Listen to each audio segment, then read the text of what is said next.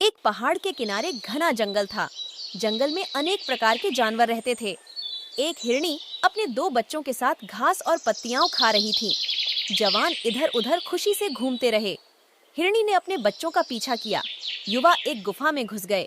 हिरण डर गया। यह एक बाघ की गुफा थी। गुफा के चारों ओर मरे हुए जानवरों की हड्डियां थीं। सौभाग्य से बाघ उस समय गुफा के अंदर नहीं था। हिरनी अपने बच्चों को गुफा से बाहर ले जाने की कोशिश कर रही थी। उसी समय उसे एक जोर की दहाड़ सुनाई। उसने कुछ दूरी पर बाघ को देखा। बाघ गुफा की ओर आ रहा था। अब गुफा से बाहर जाना खतरनाक था। उसने एक योजना सोची। बाघ गुफा के करीब आ गया था।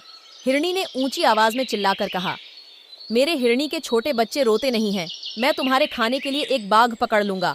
आप अच्छा खाना खा सकते हैं। बाघ ने ये शब्द सुने। वह परेशान हो गया। उसने खुद से कहा, गुफा से यह अजीब आवाज किसकी है? एक खतरनाक जानवर मुझे पकड़ने के लिए अंदर रह रहा है। मैं मौत से बचने के लिए भाग जाऊंगा। इतना कहकर बाघ यथासंभव तेजी से वहां से भागने लगा। एक सियार ने भागते हुए बाघ को देखा। सियार ने पूछा, तुम बहुत डरकर क्यों भाग रहे हो? बाघ ने कहा, मेरे दोस्त, एक शक्तिशाली और भयंकर जानवर मेरी गुफा में रहने के लिए आया है।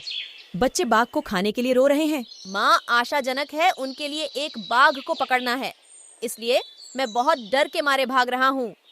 चालाक सियार को अब यकीन हो गया। बाघ कायर था। यह बाघ से कहा, डरो नहीं, कोई भी जानवर बाघ से अधिक क्रूर या ताकतवर नहीं है। आइए हम साथ मिलकर पता लगाएं। लेकिन बाघ ने कहा, मैं कोई मौका नहीं लेना चाहता। तुम भाग सकते हो, मैं मरने के लिए अकेला रह जाऊंगा, इसलिए मैं तुम्हारे साथ नहीं आऊंगा। सियार ने कहा, मुझ पर विश्वास करो, आइए हम एक साथ अपनी पूंछें गांठें, तब मैं तुम्हें नहीं छोड़ पाऊंगा। बाघ न चाहते हुए भी इस प्रस्ताव पर सहमत हो गया। सियार ने उनकी पूंछों को एक गांठ में बांध दिया। अब वे एक साथ गुफा की ओर चल पड़े। हिरण ने सियार और बाघ को एक साथ आते देखा। वह फिर उठी उसकी आवाज। वह गुफा के अंदर खड़े अपने बच्चों की ओर चिल्लाई, मेरे प्यारे बच्चों, मैंने उसके दोस्त चतुर सियार से हमारे लिए एक बाघ पकड़ने का अनुरोध किया था। अब देखो, सियार ने हमारे लिए एक बाघ को पकड़ लिया है। उसने बाघ को बांध दिया है। बाघ की पूंछ से उसकी पूंछ तक। ये बाघ को भागने से रोकने के लिए है। आप जल्द ही हमारे रात्रि भोज में बाघ को शामिल करेंगे। ये बात बाघ ने सुन ली। उनके दिमाग के पुर्जे हिल चुके थे। अब वह आश्वस्त था। सियार ने उसे धोखा दिया। वह भागने लगा। वह सियार के बारे में भूल गया। उसने सियार को चट्टानों और कांटों पर घसीटा। भागते समय सियार दो चट्टानों के बीच फंस गया। बाघ ने अपनी पूरी ताकत से खींचा। उसकी पूंछ कट गई। इस घटना में सियार की मौत हो गई।